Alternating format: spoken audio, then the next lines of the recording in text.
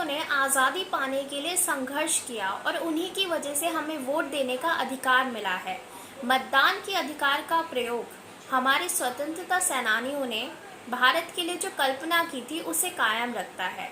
बेहतर भारत के लिए मतदान करके हम अपने स्वतंत्रता सेनानियों और अपनी पिछली पीढ़ियों के संघर्ष का सम्मान कर सकते हैं। भारत की लोकतांत्रिक बुनियाद चुनाव परिणामों पर आधारित है।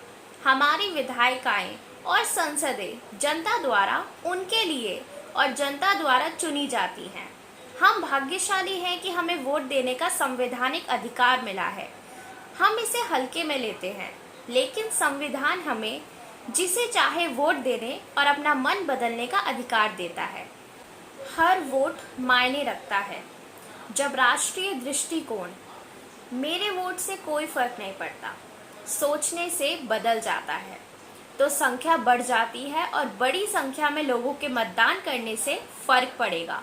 जिम्मेदारी हर व्यक्ति पर है।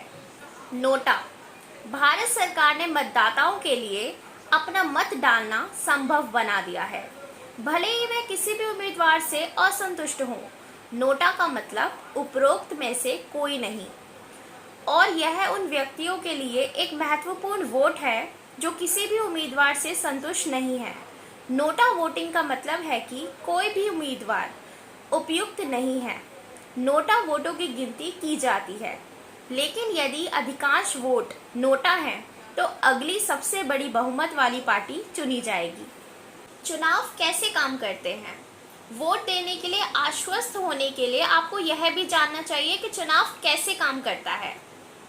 भारत एक असीमित संघीय सरकार वाला लोकतंत्र है। अधिकारी स्थानीय स्तर से लेकर राज्य स्तर और संघीय स्तर तक चुने जाते हैं। हमारे पास संसद के 2 सदन हैं। लोकसभा, भारतीय संसद के निचले सदन को जनता का सदन भी कहा जाता है। लोकसभा के सदस्य आम चुनाव के माध्यम से चुने जाते हैं। ये चुनाव हर 5 साल में होते हैं।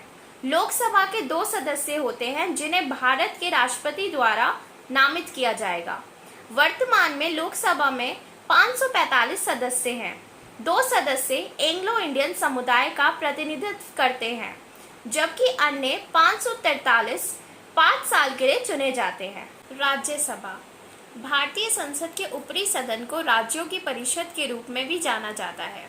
सदस्यों का चुनाव राज्य विधानसभाओं के निर्वाचित सदस्यों और केंद्र शासित प्रदेशों के निर्वाचक मंडल द्वारा किया जाता है। इसीलिए राज्यसभा के सदस्य अप्रत्यक्ष रूप से जनता द्वारा चुने जाते हैं।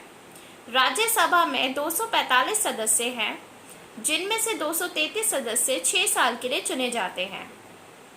घर का 1/3 हिस्सा हर 2 साल में सेवानिवृत्त हो जाता है। प्रधानमंत्री, प्रधानमंत्री का चुनाव लोकसभा के निर्वाचित सदस्यों द्वारा किया जाता है।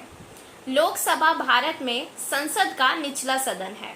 राष्ट्रपति, भारत के राष्ट्रपति को 5 साल के कार्यकाल के लिए एक निर्वाचक मंडल द्वारा चुना जाता है, जिसमें राज्य विधानमंडल और संघीय विधानमंडल के सदस्य शामिल होते हैं। चुनाव की प्रक्रिया, भारत के चुनाव आयोग की स्थापना चुनाव प्रक्रिया की निगरानी करने और यह सुनिश्चित करने के लिए की गई थी कि यह सुचारू रूप से चले।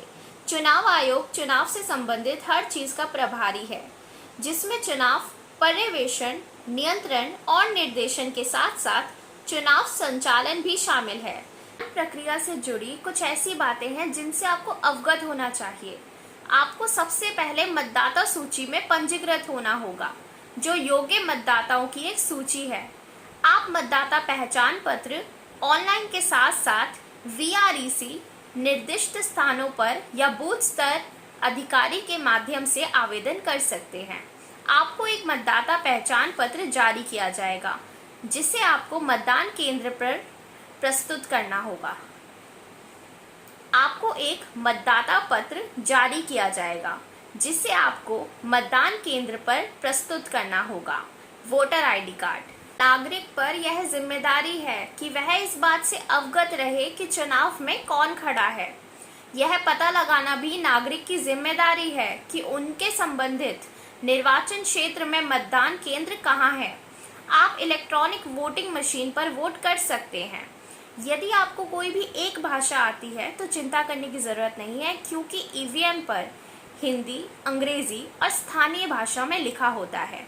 और दूसरा, आपको उम्मीदवारों के प्रतीकों से परिचित होना पड़ेगा, क्योंकि उम्मीदवारों के नाम संबंधित राज्य की भाषा में वर्णमाला क्रम में सूचीबद्ध होंगे। आपको बस अपने इच्छित उम्मीदवार के नाम और प्रतीक के आगे नीले बटन को दबाना है। एज आई सेड, आप नोटा पर भी वोट कर सकते हैं। आपको अपनी उंगली पर स्याही का निशान मिलेगा जो दर्शाता है कि आपने मतदान किया है। हालांकि इससे यह पहचानने में मदद मिलती है कि आपने पहले ही मतदान कर दिया है या नहीं। यह एक गौरवपूर्ण प्रतीक भी है जिसे आप धारण कर सकते हैं। उम्मीद करती हूँ कि चुनावों का और मतदान का महत्व जानने के बाद आप सभी लोग मतदान देने अवश्य जाएंगे, क्योंकि ये हमारा अधिकार है और हमारा कर्तव्य भी। Thanks for watching.